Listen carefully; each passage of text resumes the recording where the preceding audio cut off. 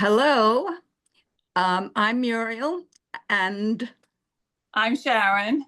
we are Abracadabra Sisters. Our purpose for making this video now is to talk about the idea of creation, being creative, creativity.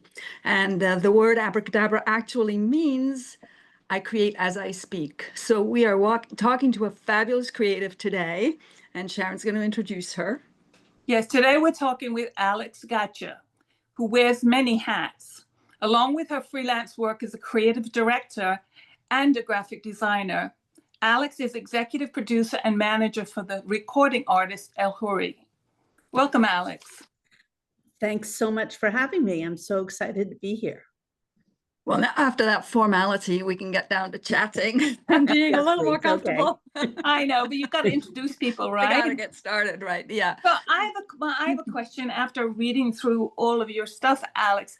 I'm just curious to how the juggling works, because I'm juggling multiple tasks myself, and it fascinates me that you not only are juggling, but you're juggling very different things. How does that work for you? It's actually the thing that keeps me creative, I think. It's the reason that I started my own design firm in the beginning is I like to be in touch with different types of people. I like to be in touch with different areas of creativity. It is not any one thing for me. My graphic design firm started because I didn't want to take a job as a creative director for one firm, one client, one thing.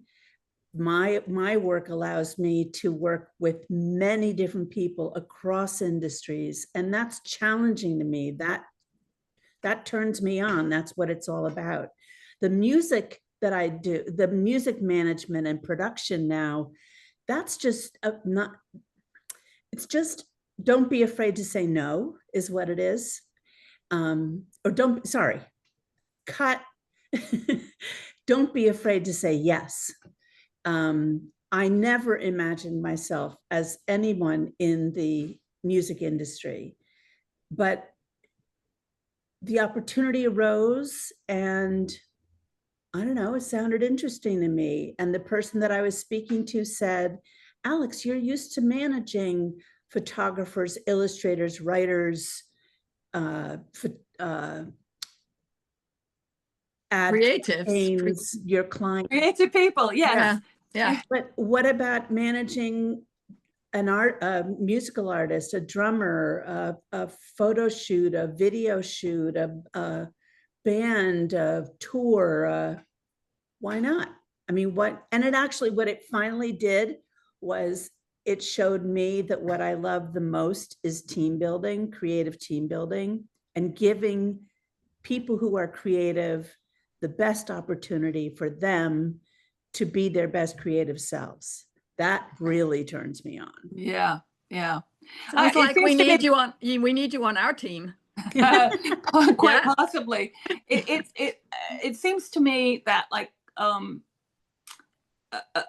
a great deal creativity is really an offshoot of problem solving. You have to solve a problem, you have to find a creative solution, and so much of what you do is probably the juggling is basically problem solving, because you wouldn't need managers if there was no problems to solve. Well, and the same with graphic design. I think that's putting a puzzle together. I think that's taking somebody's need and taking copy and photos and a message that you want to send and putting it together into a puzzle that's the most easily translatable, understandable. I'm big into logistics. I really want it to be clean and sharp and easy to clear.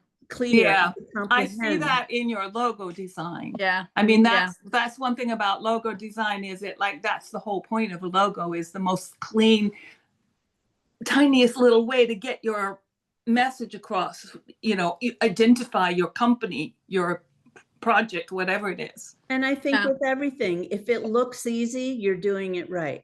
Doesn't mean it is easy. Right. You're absolutely right. So what can you think of was your like first creative moment, creative urge, creative something that you wanted to do, to make, or be, or Well, my whatever. father was an architect, Uh-huh. a modern architect, I contemporary. live with one of those, so I know what that's like. Hey, I live with a graphic so- designer, so. And so my father and my mother was a docent at museums, so she Oh, fabulous. exposed us to the arts, but I was Great. around creativity my whole life. And I was really daddy's little girl, and I just wanted to be like him. And he would let me sit at his drafting table, and he would let me use the slide rules and things, and I would draw Great. and try to make my own house. And I love it. explain to me how it worked. And I think that's why I went towards graphic design, because it was very much, set in its space.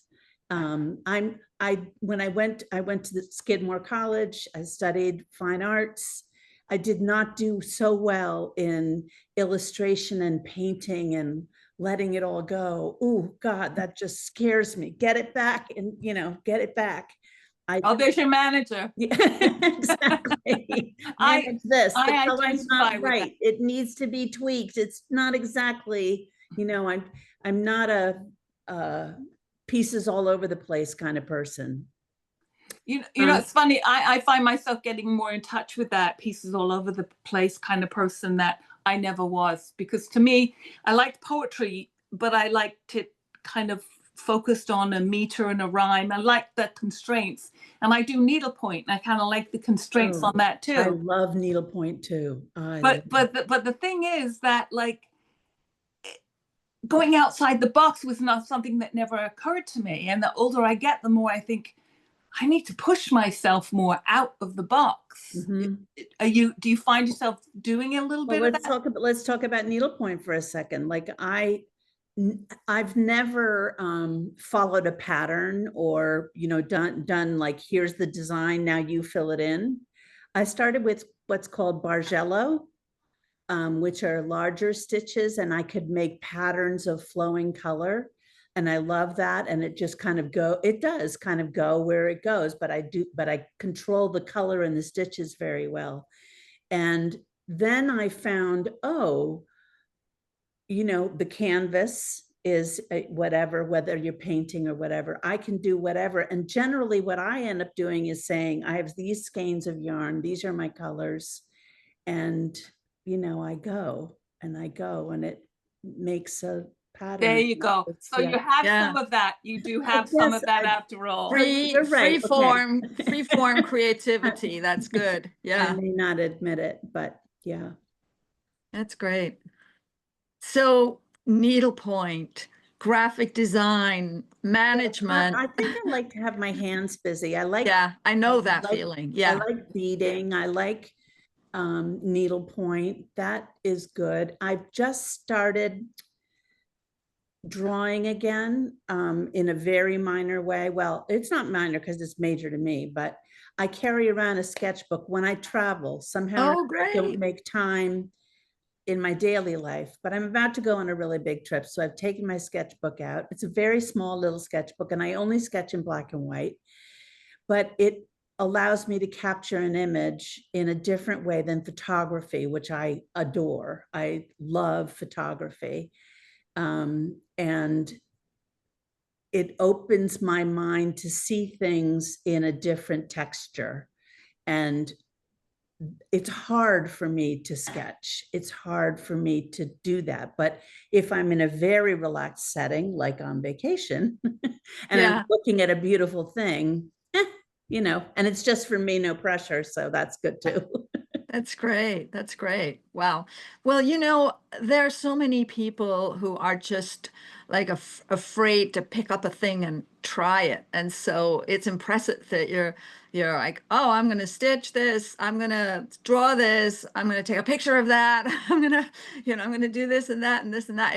It's great. And I love that. I Well, love it. that's what soothes my soul the same Yeah. way that working for myself as a graphic designer does.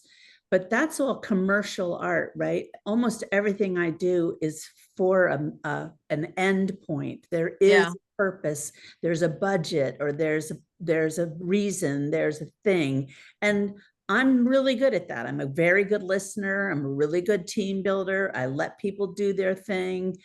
That's great, but it's not really completely free, and it's not Hmm. really soothing a spot in me, which I think is Yeah. really important to take care of. Yeah. I agree Yeah, with you on that. if you take the constraints off and just do, like, if you have an idea about what you want to create, I've only just started thinking like this about my work, is that, like, if I stop thinking in terms of what it's for, or if I'm making it for someone, or if I'm making it to sell or whatever, and just start thinking about what I want it to look like. And I don't care how long it takes, and I don't care how many times I have to rip it out, and I just don't care. I'm not going to be done with it until I'm done with it.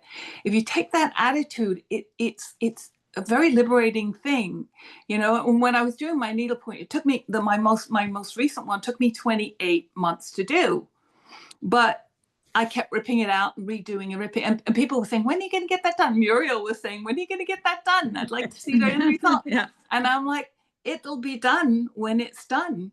And I like the fact that I was able to think of it in those terms. And I can see, if you take that attitude, like, nobody has to see it until you're done with it if you don't want them to. And if you don't like it, you don't have to show it to anybody. It's And very liberating. You're very lucky you have no deadline for it, Well, Deadline is. I'm sure Alex is very, very aware of deadlines. I'm sure that you've gone through a lot of deadlines just finishing an album, which I hear is doing very well. Very well. Number That's great. one on the Latin radio chart. Fantastic. In its first month of release. Fantastic. Which is a testament to El Hudi. It's a testament to her music, her message, but it's also a testament to the team that we've built and the people that we have that are a part of this working together. It's a testament to the history that we have, working in this industry, and a little engine that can, against really us against the world. It's just we're dealing with huge record labels with infinite budgets, and it's just a huge cat visiting. Love that. That's one thing about interviewing with us. A cat, cat will walk by. Yes. I guess the duct tape came off. Yeah. Yes. Yeah, and the music thing, a lot of it out of necessity, because I don't have an infinite budget, and I am a creative person, and I'm not really scared of trying. Although I do often say, oh my God, I'm too old to learn that. But I can't afford to pay somebody to do it. And artists must be paid for their time and their work. Art is a profession. And will not ask someone to give of themselves unless they volunteer that, ever, because I've been asked that professionally. Oh, well, we'll decide whether we're going to pay. Oh, pay your, you have to pay your dues for, you have to pay your dues for a while, and then and then you'll do it for the exposure. Right. Yeah. You'll do it for the exposure. Right. Yeah. So there's all kinds of. I've learned how to video edit with music, and I've learned how to create a video from nothing. And, I'm so proud of myself. I mean, that's really incredible. I'm impressed. I have a lot of skills, and I should get some video skills too, but it's a little, it's daunting. It's daunting. I've been trying to get some AI like video stuff done, and it just keeps coming out wrong. So I'm what do you guys think about AI and the creative? my feeling about it is that it is an amazing opportunity for humanity that will change our lives for the better in astonishing ways, if we use it carefully. Yeah. Carefully, exactly. From where I sit, AI is working with photographs that are out there on the internet.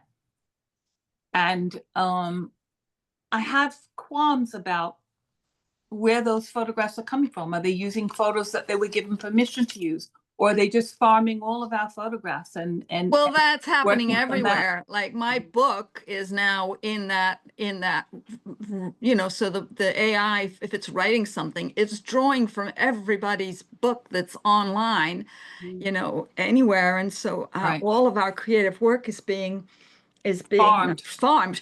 But my point is that I think, for example, here's a very simple and elegant way that AI could be amazing. It can look at the entire world and say, well, these people are growing rice over here in this corner of China, but that land has just about been chewed up for, you know, hundreds of years, and it would be better if they grew rice over here in Ecuador in this particular location because the atmosphere has moved and changed. And so I think that with the information, with the aggregated information on how the earth is changing, how the world is. Meanwhile, I don't know if you can see it, but the sunset, Oh, Oh wow. Look my at that. goodness. talking That's about the beautiful. world. So, you know, there's that. There's the idea of disease protection, you know, I think things like that. medicine Medicine and is going to be so different within a dozen years. It's yeah, going to be so different, and it's going to be a lot of it because of how AI has aggregated information and opened new opportunities and options for us. So yeah. I really believe in it, and I do think it would be smart as artists to get about using it because it could help. I have a book that I think I should try and pull together with it. So, My only experience with AI was a few times trying to get a photograph. I was trying to do a brochure for a project for work, and I needed some like photographs of people in a conference room, that sort of thing. It was dismal. I mean, it never came out right. People had two noses and five fingers and 6 fingers on each hand. I mean, it's just every time. that's gonna end soon. I It's know, and gonna, every time yeah. I kept saying, "Okay, can you change?" I'd say, "This is good, but change this," and then they'd change it, but then there'd be something else that was wrong. And then when I get to the end of it, because I haven't yet paid for it, my attitude is until it proves to me that it's going to be of use to me.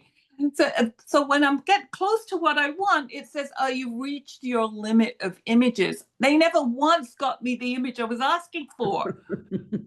Yeah, it makes me wonder if you do pay for it, if it'll start giving you the image you're asking for. And I Well, don't know. I that's his don't know. ploy. I don't know. Yeah. That's the ploy. Well, But so there you go. Photographers are important. Concept is yes. important. yes, Direction. I think what you're saying about AI is that you have to give it very specific instruction because if it's let to do its own, you know, come up with its own thing, Right. will be from everything that's available. So yeah, that's yeah.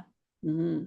And I don't think that our opportunity to create is going to be stolen from us by AI. I think we're Yeah, just going to find new ways to create, better ways to create, Yeah, more creative ways to create. yeah, I think so. yeah.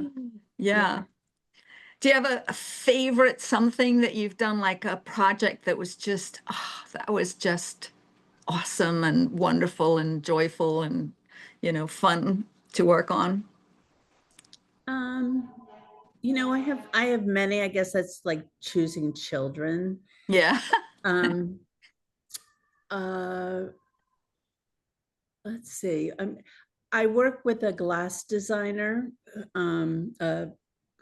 She's a contemporary glass artist. I work as her installation designer and graphic designer, all of her promotion and the exhibits that she does. And they seem to be getting bigger and more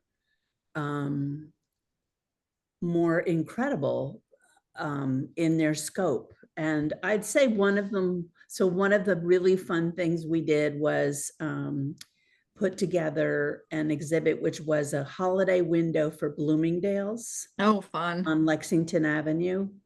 And, you know, it's all kinds of sparkly glass, and we called it a candy wonder landscape. And, you know, so it's her glass and it trying to come up with a theme and a way to display it all. That was really fun. And we've just finished another display, which is actually a screen. I guess you would call it a screen.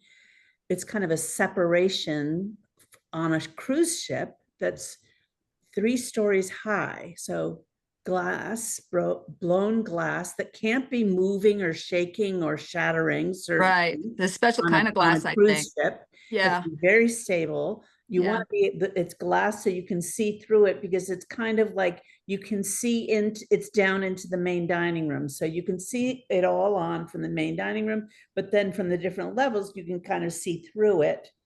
That sounds huge. Yeah, and to think about that scale is really, I'm used to doing things that are quite tactile and small and controlled, and to try to imagine what that scale is like is really incredible. And I think also with El Hudi, you know, putting together her tours, coming up with concepts for what the tour might be, or partners who would be interested in showcasing her music. And like last year, we did the Concerts for Democracy. Well, next year is the opportunity to do it again. And I was thinking, I've already been talking to what's his name in Allentown again. Yes. Yeah, I think that would be so. Kyle. I know it's a K name. Yeah. Yeah, he's great. Yeah, that was fun, right? So there I am putting together the team. So I called Muriel because I know she does these incredible American flags, and it's all about cultural appreciation and the mix that we all come from, and using your voice and voting and being a part of this fabric. And so for me to call Muriel, because that showed another aspect of what we were trying to say on that tour. So that was, yeah. Well, and this year I'm going to have this huge flag that I'm going to send. I want to send it around the country, as many places as possible. Put LoJack on it this time. Oh, what? Put a GPS tracker on it. Yeah, and I think, right, and at the same time have that conversation about this 250 years of our republic journey. Yes. Yes. So last week, you know, we're talking about creativity, so it all counts. Last week I went to the I'm in Sherman, Connecticut, where Roger Sherman lived, and that's my clock. And Washington came through here, and so I went to the reenactment of what happened on that day. And what was it? It was one of these last weekend. And they had skirmishes, people walking around all in costume, and it was really a lot of fun. So I anticipate there's going to be a lot of that going on next year too. So reenactments. Yeah, and they're crazy creative, you know, adventure. There was this great guy who was American Indian, and he was doing his whole thing with he had the whole costume on, and he had all the tools and everything, and he was explaining how and why his tribe would have joined the revolution, but then got more money, so he went with the British. And when the skirmish came out, he came out on the British side skirmishing. So it's really fun. It was a really fun day. I mean, I'm sure it wasn't fun back then in those days. But yeah. Anyway, yeah. So So, Alex, I have a question. I'm Yep. curious as to how the whole El Huri thing started out for you. How did you get into? You said the opportunity came up. Yeah. I'd like if you could elaborate on that. Yeah. So as a graphic designer, I was working for her label, designing posters and CD covers for multiple artists. And that was one of my many clients. And the woman who was running the label at the time was about to adopt a child. And El Hudi was about to come out with her album En Paz and go on tour. It was 2008, so now I'm dating myself. Wow. It was a very bad year for freelance design. It was just like not a good time to be in New York City or anywhere, I would imagine. And the woman who was running the label said to me, you know, Alex, I don't know, do you have something better to do? Like, would you like to go on tour with them? You could manage a tour down in Mexico, take them down there. They're going on tour to introduce their album, and I'll pay you to go on tour and manage this tour, be her advocate. And I thought, well, I've never done that. I don't know anything about this. I mean, I'm a music lover, but I don't know anything about the industry at all. And she's the one who said to me, Alex, you've managed all kinds of creative people before. This is really going to be no different. And I loved it. I met incredible people. Travel is absolutely like, if ever anybody asked me where I spend my money, it's on travel. So in a time when things were scarce and hard to do, I got to travel, to listen to live music, to work with creative people, I didn't even speak Spanish. I mean, I don't speak Spanish now, but I speak a whole lot more now than I did. But I made myself understood. And I just loved it. And one thing led to another. And now I'm managing that label. And I would say, at least 60, maybe 70 or 75% El Hudi work over my graphic design work. And because I'm doing also I'm doing all the design work for El Hudi. I do their website, I do the videos, I do the creative management, I build the team, I'm working with publicists and radio producers, and all of that is a big creative thought. It's all about just using the best of people's talents and pointing that out to them and then letting them fly. I don't want to do your job. I want you to do your job. I want us to be really clear on what I need, what I expect, what you need, what you expect. And now, because you know that I've got your back, you can do your thing. You know, I mean, and that's the way it is with the band. And I learned that from being with El Hudi and her bandmates, that you know, El Hudi is a brighter star, a shining light, a better musician, because she'll tell you, she can just really hang back and sit back in the knowledge that they've got her, you know, the rhythm section is so strong and they've got her. And so it allows her to be her better self. And I think that's just a great metaphor for what it is to be a creative person. If you can really if you can find a place where you feel safe to explore and be yourself and surround yourself with excellent people, you know, I'm a pretty good judge of character.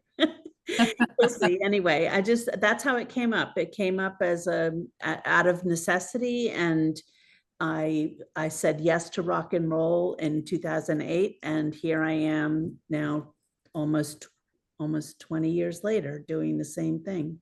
And I've learned so much more since then. It has expanded me as a creative person in ways I never could have imagined. That's great. Yeah. That's wonderful. It's very impressive that you took that on, and, you know, managed to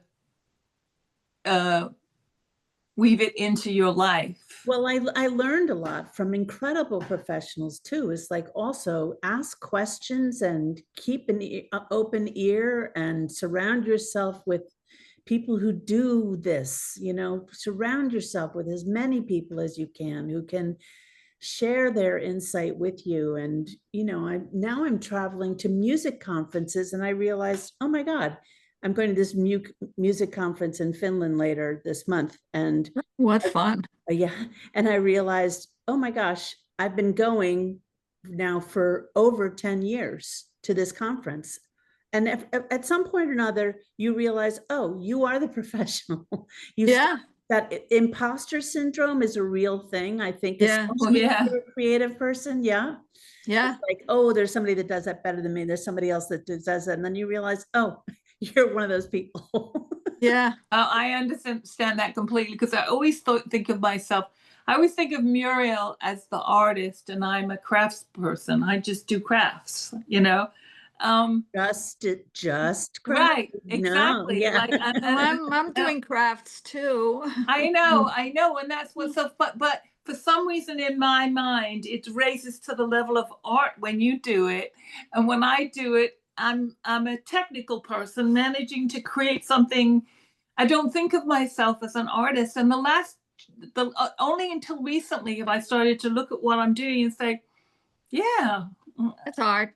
it's art. And artists, it's not like they have some magic.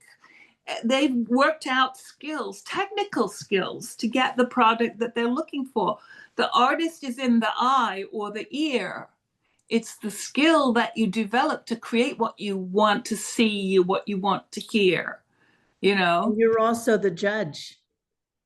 Yeah. Right, No, right, you're also the exactly. judge. So Yes, yeah. yes. And the artist knows when their work is done, that when it's finished, no one else can say, oh, it's perfect, it's good enough. I think that's one of the hardest things, is knowing when you're done. When something's like, I mean, deadlines help, but Yeah, they do.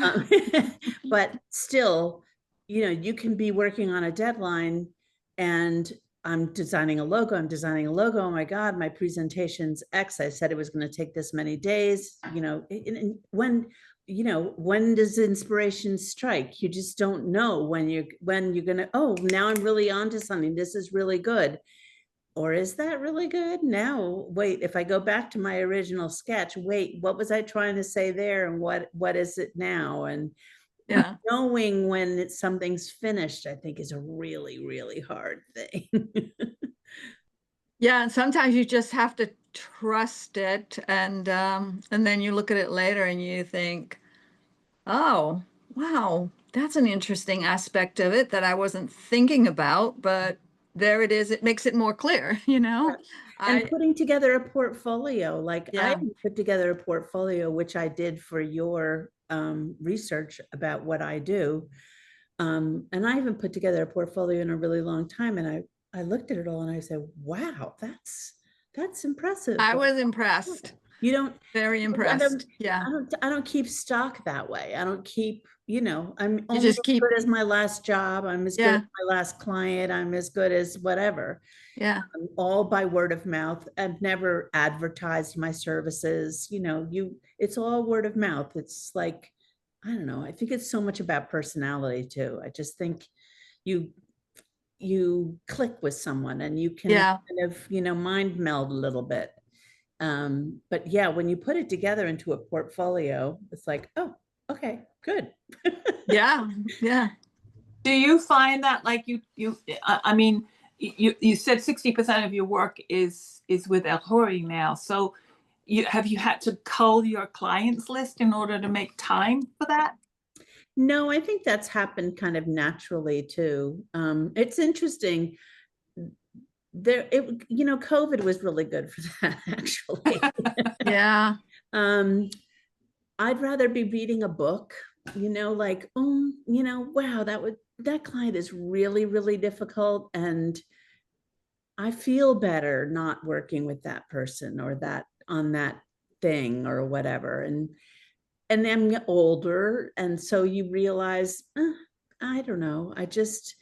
I want to go where the light is and where I feel like I'm really making a difference. And El Hoodi's work, we're really making a difference with this music. We're really making a difference. And it's not, I know I would not be interested if it was I mean, I say silly love songs. There's nothing wrong with love songs, but I could never be as passionate or as driven as I am for this project if it was all about that. It really is about, you know, putting instruments in the hands of children and giving people their voice. And we've just put together a team. I'm kind of shifting back, Sharon, to your question, but what has changed is the type of work I'm doing. Like, I'm writing a lot more than I ever did before, because I'm needing to put words to what El Hudi does and what our purpose is.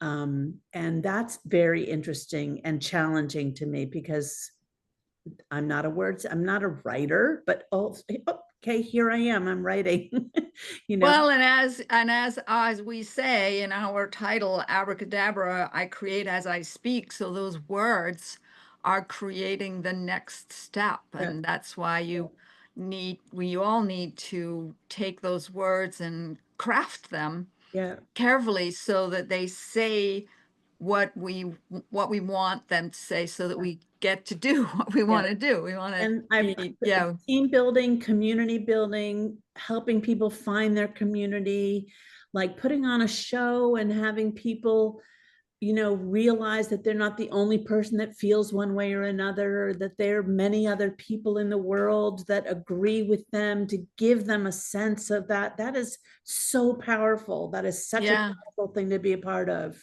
yeah, That's why Muriel and I are doing this. We're trying to build a community here. We want people who are creative to connect with each other. We want people who want to be creative to be inspired to take that first step.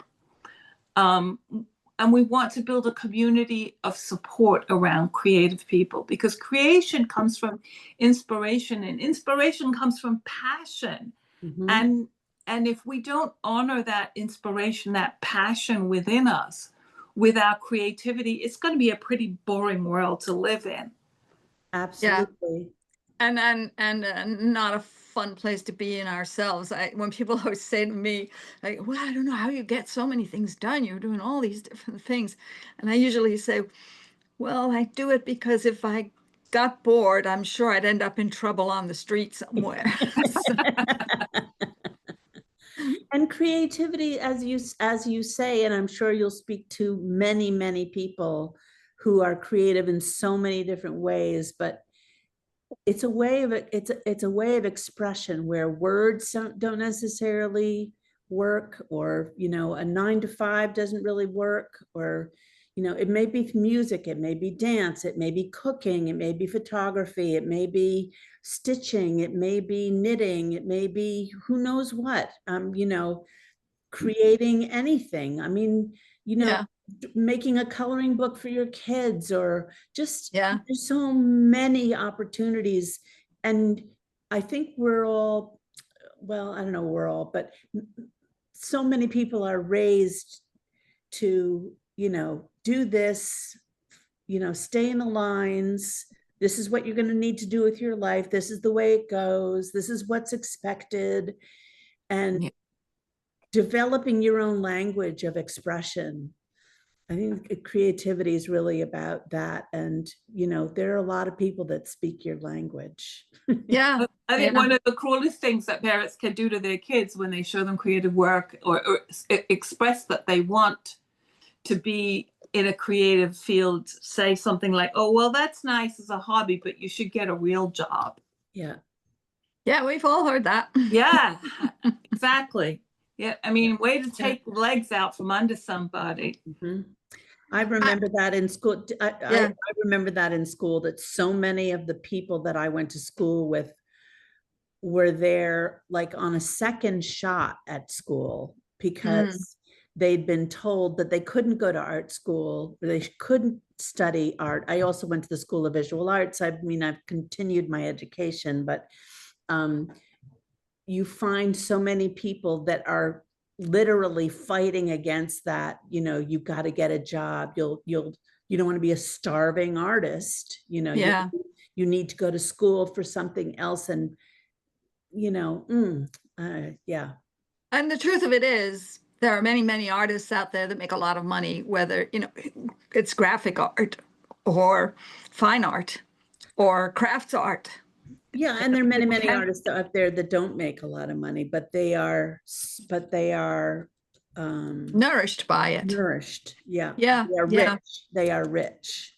yeah, Yeah. yeah. I think that that's something about being creative. Well, one of my boyfriends once said, this was years and years and years ago, the culture that robs a man of the ability to make his own spoon is bereft, or something like that. Mhm. And I just think that that is so true. I mean, there's something super satisfying about being able to make something, whether it's making your food or making your spoon or tiling your bathroom or needlepoint or writing a poem or something like that. And it just I think I've been saying lately, this is my thing that I'm on to lately, and that is that there's one thing in our lives that is the most important thing in all of our lives, and that is to be responsible for our own state, to somehow lift our own state. And making something is an immediate like lift. It's a sense of accomplishment, a sense of being in control of your own time and your own moments and your own life. Mhm. And they also say, I don't know who they are, but I did hear this once, that when a person sits down to create art, the angels flock to watch it because it's so wonderful to watch. Oh, So, I love that. I love that. I mean, I think that, it would be so fabulous to see people abandoning, like, you know, finance to make art, or, you know, I mean, yeah, we're not going to need people in the store because they're going to put robots in the store. So people don't have to do that kind of work. So, you know, if everybody can just make their own pots and, you know, Time is the whatever. thing, though. Time is the Yeah. thing, Well, right? I'm making a living. Yeah. Making a living. I get that. We've Yeah. been there. Yeah. I've been there. Yeah. Yeah. I mean, my husband's out there making a living, so he can be my executive producer and support my creative endeavors like this one. You Mhm. know, He's a patron of the arts. he Yes, is a well, patron of the arts. those are Yes. so important. Those Yeah. are so important. And that's the backbone that I'm talking about, you know, those people that allow Yeah.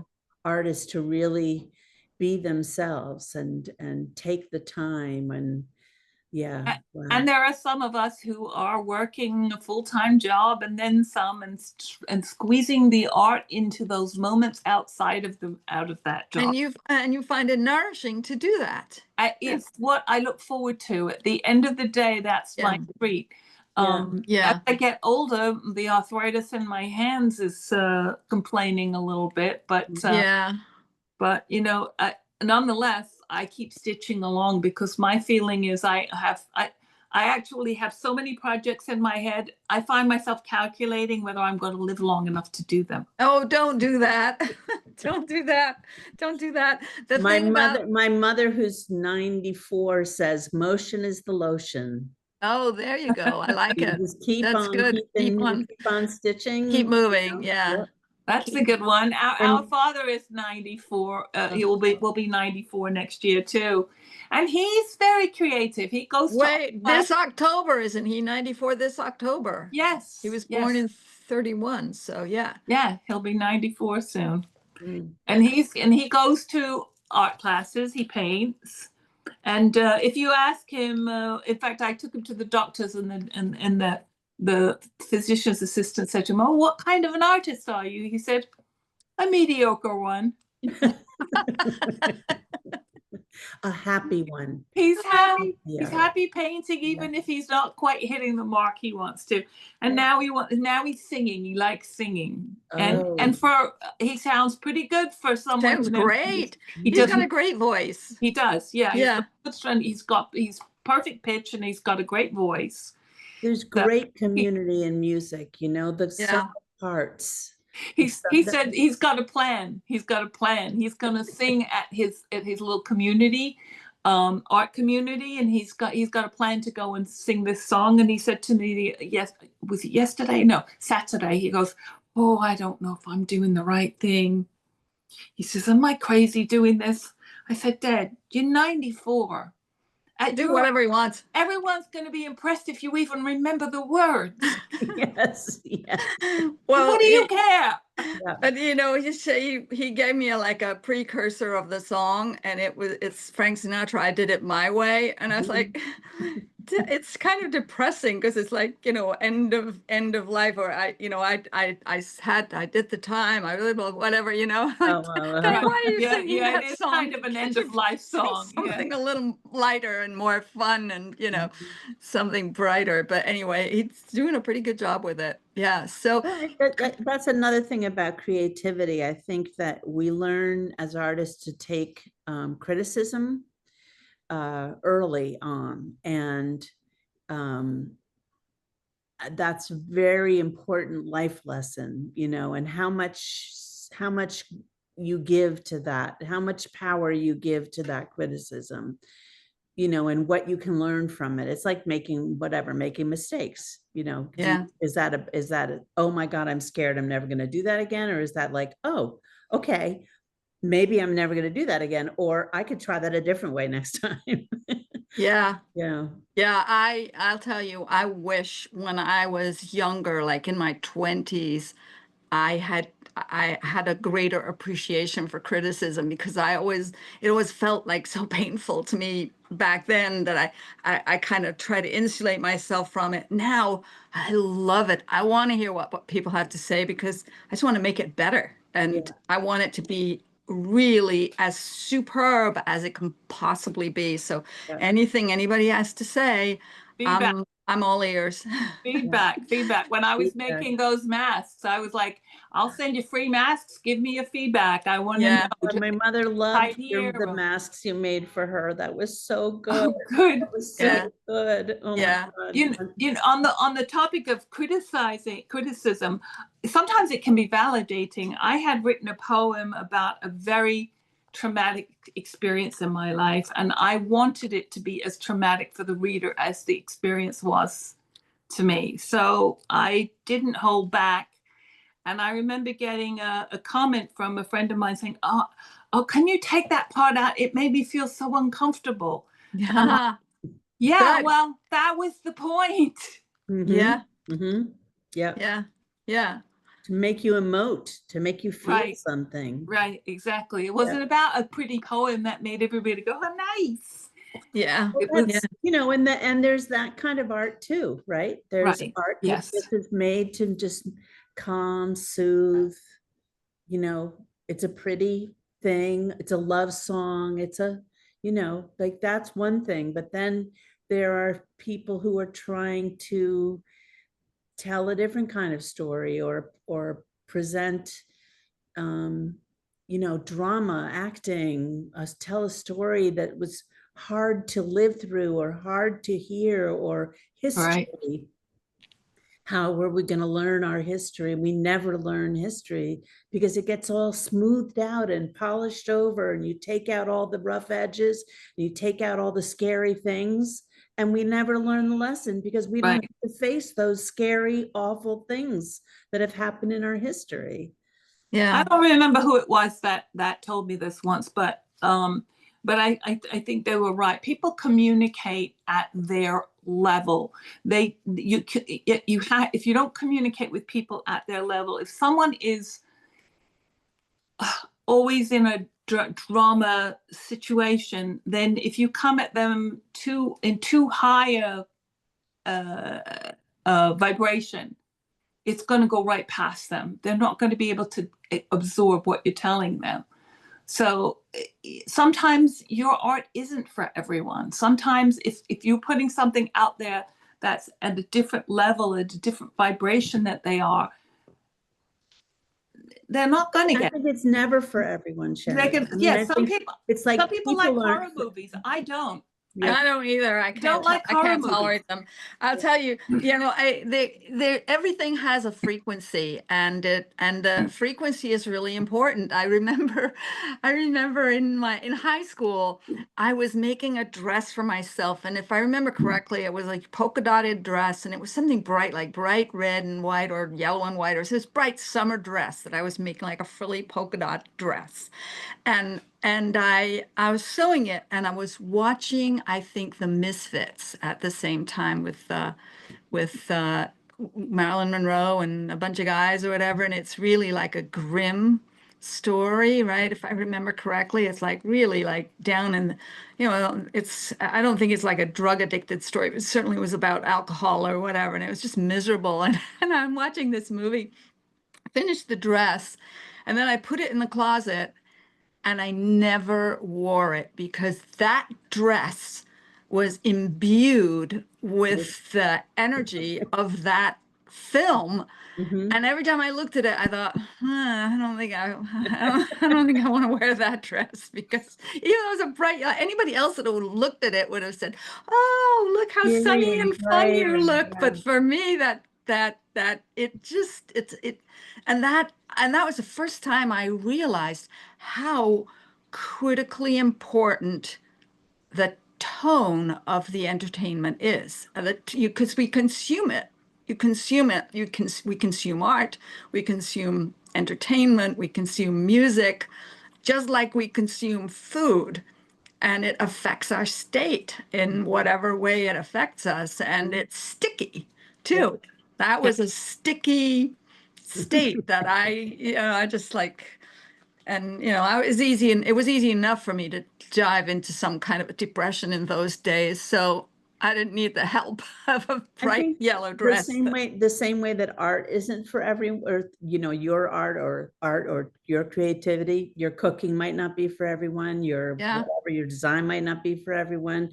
People aren't for everyone too. And I think that's another it's another lesson, is like, not everybody's going to love you.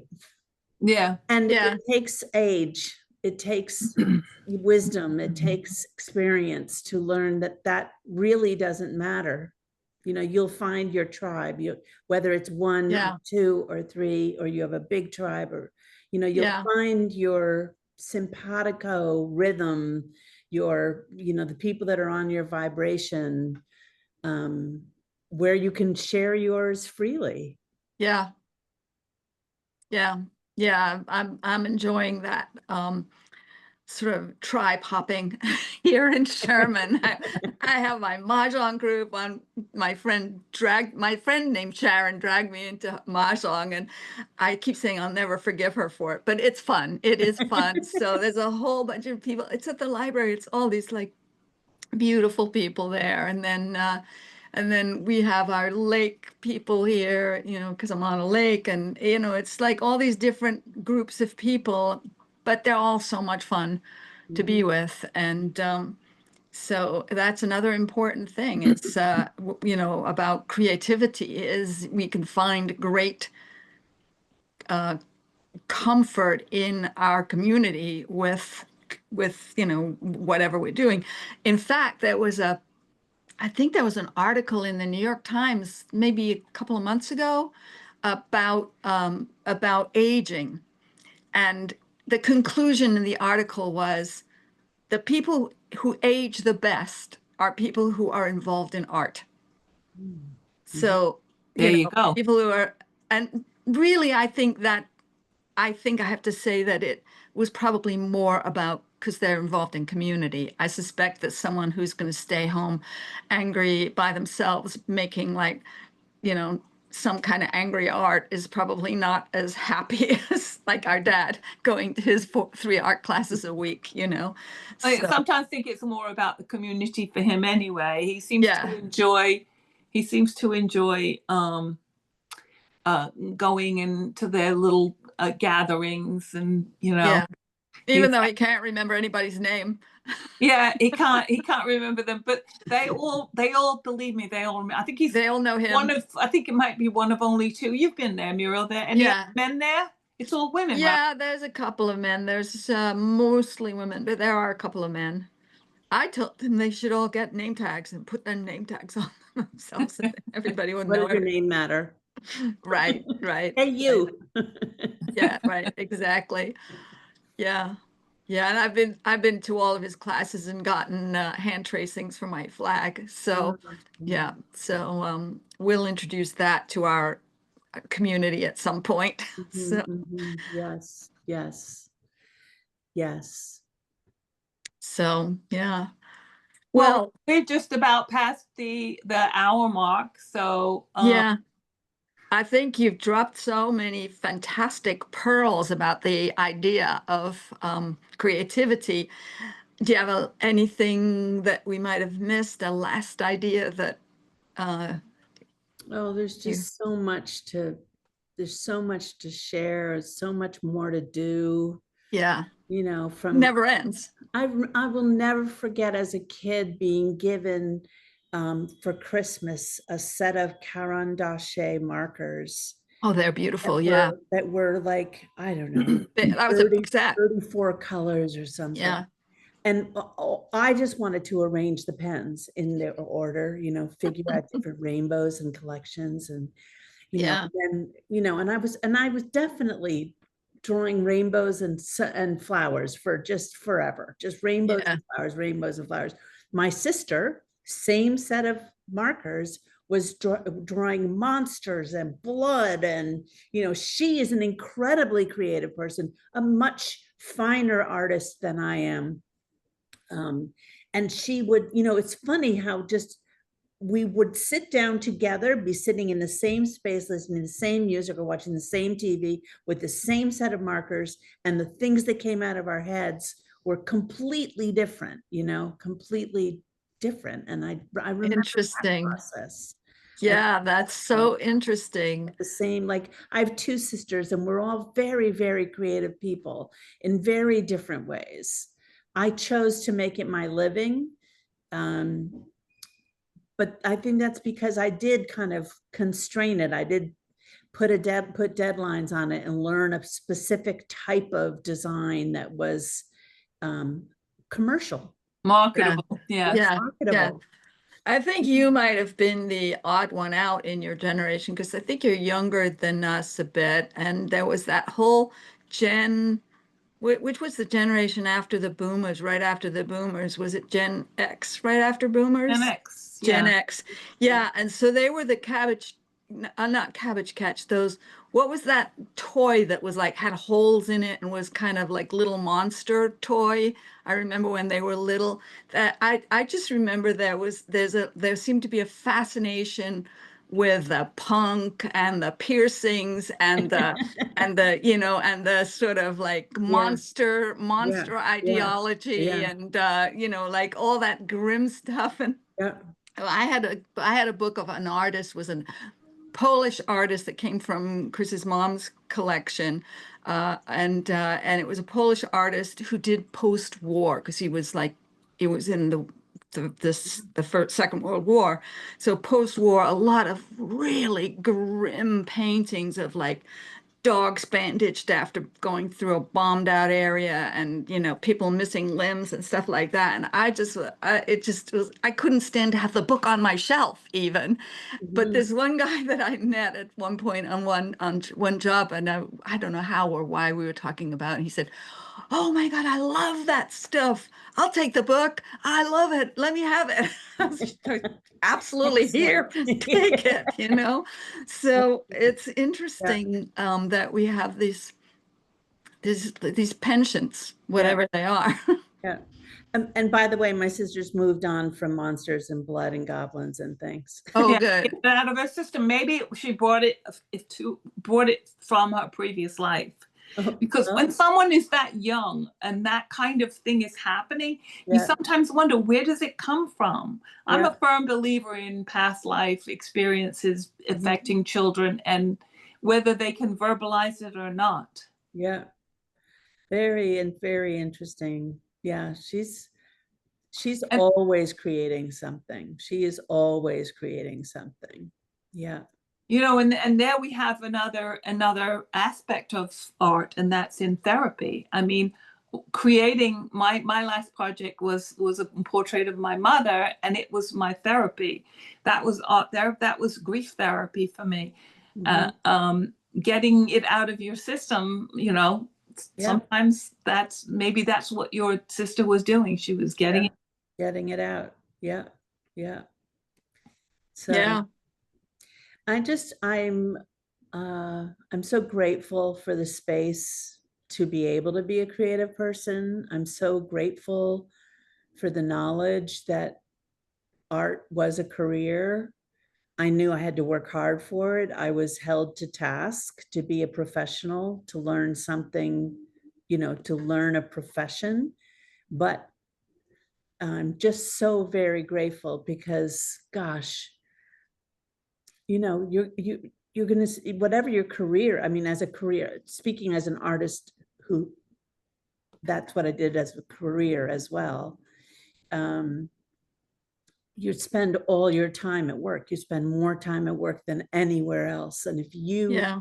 can find work that also soothes a part of you, you know, I feel so blessed.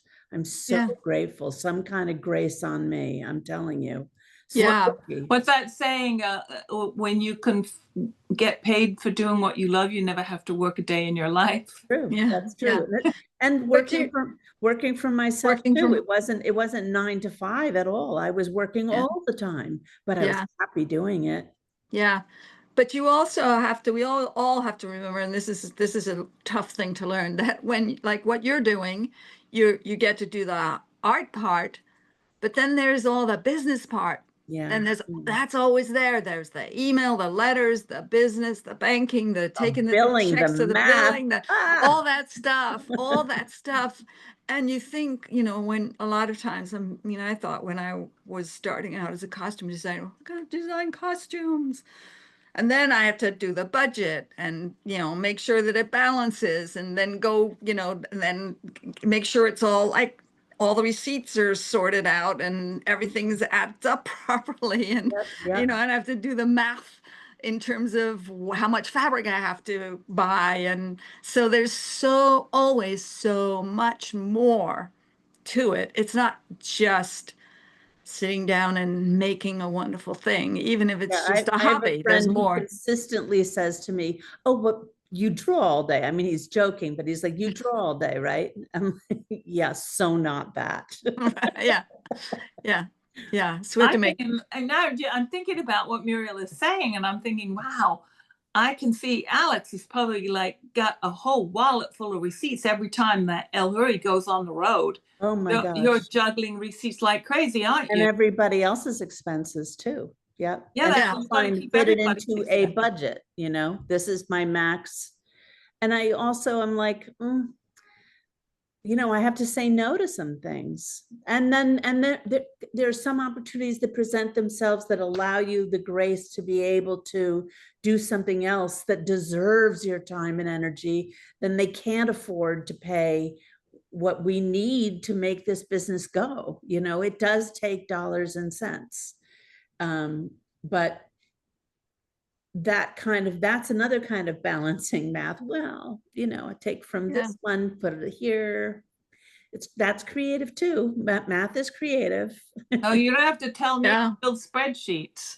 You- There's a I'm great deal just, of creativity involved in putting together a it's spreadsheet. not my favorite thing. Math is not my favorite thing, but I'm good at it. And graphic design too. I'm constantly doing math. And yeah, Constantly doing there's math in needlepoint. There's math in Yes. knitting, in crochet, Yeah.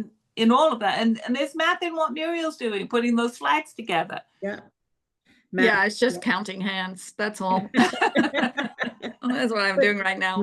Measuring fabric and Yes. or rhythm, like music is math. I mean, there's a Yeah. very large connection between music and math. They're very Yes. and It's the Yes. It's same side of the brain, yeah. apparently. and Yeah. it's that, and you know what it is? there's something magical about it. Yeah. There's something, there's a mystery there. It's a mysterious thing.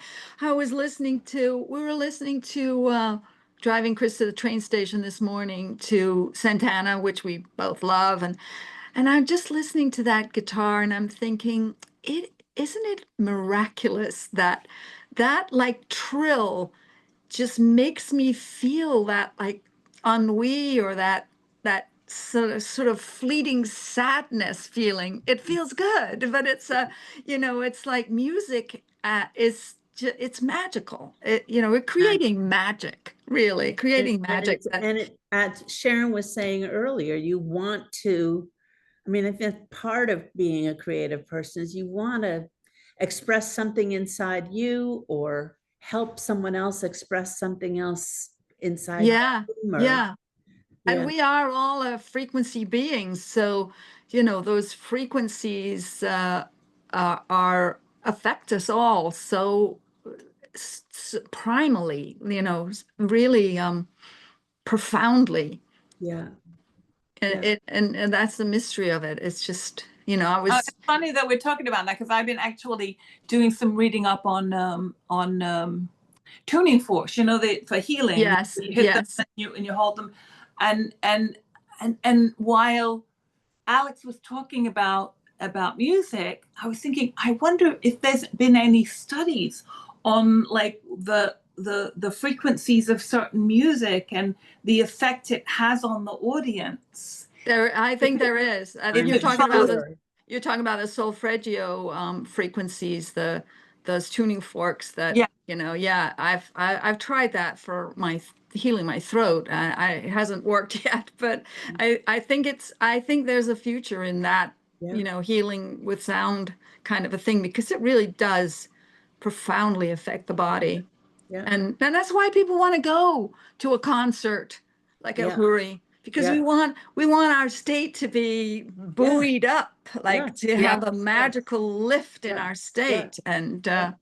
And I mean, these people who like her and like, all the great singers and performers, it's like some kind of an amazing It is ability a to feat. It is like, lift thousands of people, to lift us how, all up. and how does that even happen? I mean, just, Yeah, it's so by mysterious to the me. Yeah. voice and the music. Yeah. Yeah. well, El Huri certainly lifted a lot of people up out of their seats at Joe's Pub She the did. That was were great. That was a shaking great show. booties. That was great. That It was was such a great treat. show. Yeah. Yeah. Yeah. All right. Well, we have gone over our hour. Okay, good We luck with either it's your going to be a long edit. show, or we're going to edit, and we're going to get some clips from you and some pictures maybe to edit Whatever it. you need, Yeah. Yes, Yeah. definitely. And we're going to be interviewing El Huri next. Yes. Excellent. Very exciting. Yes. Good. Yes. So I love what you guys are doing, and the more of us who don't feel alone in our creativity, the better. Yeah. I love hearing people's stories. I love being given permission to express a part of myself, and finding permission, giving myself permission for that. It's just really, yeah, it's all about. great. This has been Thank great, you. Alex. We've really No. enjoyed talking to you, and we Yeah, really thank you. appreciate you coming and sharing your story with us, because it is so uplifting. It's so inspiring. Yeah, I love what you guys are doing, and you especially being a champion. You're a champion for El Huri. You're being a champion for me and Sharon, and we want to champion you here for Thank you. this Thank for you. this Thank show. you. So Thank you. thank you. Thank you for the opportunity. Yeah. Really, yeah, I feel very blessed. Very, very blessed. Yeah. Awesome. None of Thank us you. do it alone. Yes. Now, so if people wanted to contact you and partake of your services, Alex, I'm on LinkedIn. LinkedIn. I'm Okay. not much a social media person. I Yeah. have an Instagram page. It's Yeah. Alex, Alex _ Gatje, Gatje. But you can Great. find me through El Hoodie's website. I'm on the contact. I'm all over. Everything El Hoodie has contact Alexandra Gatje. And her website is what's elhoodiemusic.com, ELJURIMUSIC.com. And that's her Excellent. social media Great. too. And then you can see my design because great. everything there is designed by me. And Yes, it's beautiful. it is beautiful. Always beautiful, powerful, really powerful. I don't know how you do it, but you get these powerful images with slashes of color and, you know, movement, and really beautiful. So well Thank you. done. Oh, come on, bring it on. I'm used to Yeah, years. we'll keep going. We'll keep You're going. very kind to say so, and it's wonderful to hear. And I love you both. You just really are creative people. I love what you're doing here. I also want to be your champions. I want us to continue to make this world a better place through our creativity, to work together. Yeah. Yeah, great. We'll talk about that. Yeah. Yes, Yeah. definitely. Yeah. I can Thank keep you. talking all night, so you better cut me off. All right. Thank you. Thank you. Thank you. Thank It you was so much, fabulous. both of So you. I'm Muriel. Abracadabra sisters. Yes, thank you. I'm Muriel, And I'm Sharon. and thank you all for watching. We are Abracadabra Sisters.